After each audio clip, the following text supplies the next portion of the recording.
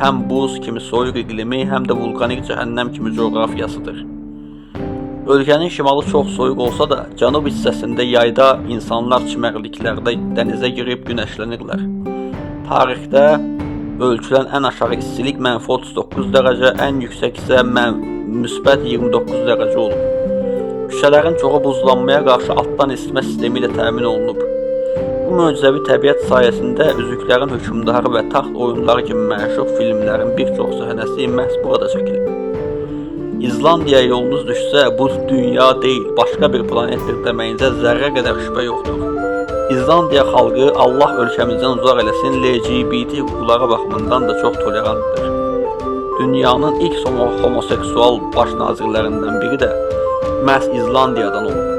Ölkədə dəmir yolu yoxdur, amma bir çox insanın şəxsi kiçik təyyarəsi var. Buna görə hər yerdə kiçik uçuş zolaqları görmək mümkündür.